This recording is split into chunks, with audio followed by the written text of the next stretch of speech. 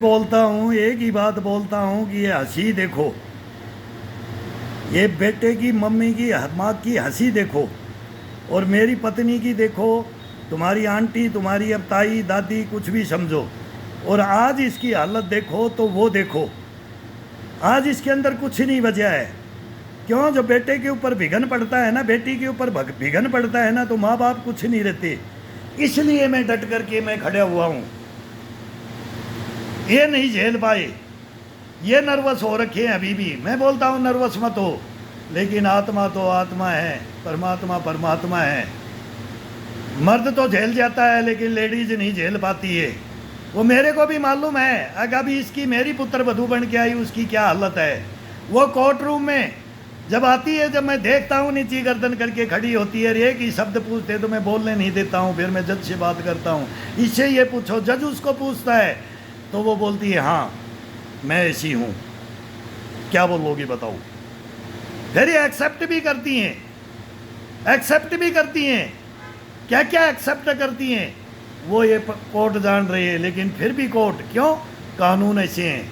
कानून क्या सज़ा दे? मैं बोलता हूँ कानून क्या सज़ा दे, इनके अंदर क्या कानून सज़ा दे। और क्या ये शादियाँ, ये क्या शादियाँ हों। अब ये बहन भाई को तिलक कर रही है तो ये क्या किया था, ये क्या है, अभी क्या हुआ। ये केवल एक दिन की शादी थी, बाकी तो वो रखेल बन करके रहेगी। हमारे कोई आई थोड़ी थी वो रखेल, किसी की वो पत्नी थी क्या रखेल, वो तो थी, हमारे नहीं थी वो। हमने नहीं माना उसको। हमने अपनी पुत्र वधू एक ही दिन में मेरे बेटे ने बता दी थी। तो हम तो ये थे कि इसकी सच्चाई सामने कैसे आई। और सच्चाई आने के लिए ये महाभारत गढ़ती हैं, ये महाभारत गढ़ के आती है, ये मर्डर करने तक की बातें होती है, ये खून खराबा देखना चाहती हैं, ये आत्महत्याएं देखना चाहती हैं, घर बर्बाद करके आग लगा करके प्रॉपर्टी हड़पने की कार्रवाई है। ये कहानियाँ बहुत ज़बरदस्त हैं। तो इसके अंदर अगर फंस जाओगे तो इसमें निकलने का भी रास्ता मैं बता रहा हूँ। तो इसलिए मैंने एल्बम खोला है। मैं ये देश के लिए एल्बम खोला है, सब माताओं के, पिताओं के, बच्चों के लिए एल्बम खोला है। ये सभी के पेरेंट्सों के लिए मैंने ये एल्बम खोला है। और ये मैं पूरा एल्बम की ये कहानियाँ क्या हैं, ये मिस्ट्रियाँ क्या हिस्ट्रियाँ, ये सब के साथ में ये हो रहा है। मतलब 50% तो गया काम से हिंदुस्तान। अभी भी मैं 50% बोलता हूँ कि घर परिवार है। कोई बोलते नहीं 75%। खाप पंचायतें, हमारे बुद्धिजीवी जो सरपंच, पंच, रिटायर्ड जज, रिटायर्ड कर्नल, ब्रिगेडियर जनरल, ये पुलिस महकमा, बिजली महकमा, मतलब जो भी है रिटायर्ड, बूढ़े बड़े जवान, सब इसके अंदर पंचायतों के अंदर गाड़ियाँ पर 20-20 गाड़ियाँ आती थी। ये मेरा पूरा घर भर जाता था, हॉल, ये गेस्ट रूम और बाहर और गाड़ियाँ खड़ी है। पेड़ों के लिए साथ में खड़े हो जाते थे, बात करते थे। और मैं इनको सबको गेट से बढ़ने से पहले ये बोल देता था कि आपकी बेटी के कारनामे। 3 महीना तो मैं बोला नहीं, 3 महीना तो मैं सुनता नहीं।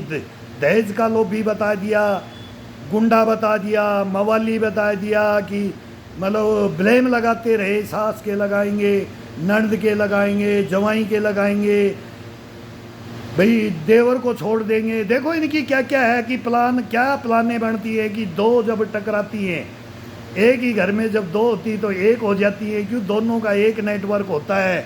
और क्या क्या रचना रची जाती है, जो मेरे साथ रची गई है तो वो किसी के साथ भी यही रची जाती है। कोई उसमें टूट जाता है, कोई उसमें आत्महत्या कर लेता है, कोई अपने को पागल हो जाता है, पागल बना लेता है, बना क्या लेता है, हो जाता है, घूम जाती है खोपड़ी। इनको संभालना और इनसे लड़ना, मैं बोलता हूँ कि खंडे की धार है। म्यान में से तलवार निकाल लो, म्यान में से तलवार निकालनी पड़ेगी।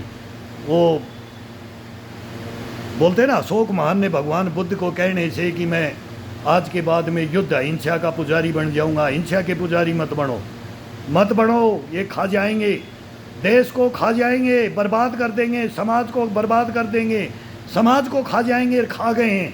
50% दिमक लग चुकी है। ये कॉकरोच हैं, ये नहीं मारे जाएंगे। सच बोल रहे हैं, झूठ नहीं बोल रहे हैं। तो हम भी कॉकरोच बनो तो कैसे बनो वो भी हम बता रहे हैं। वो सेनाओं में जाओ, बॉर्डरों पे जाओ, वहाँ देखो कौन भ्रष्टाचारी, देशद्रोही, वहाँ कौन कॉकरोच है। उन कॉकरोचों को पकड़ा है हमने, और हिंदुस्तान में यहाँ भी पकड़ा है।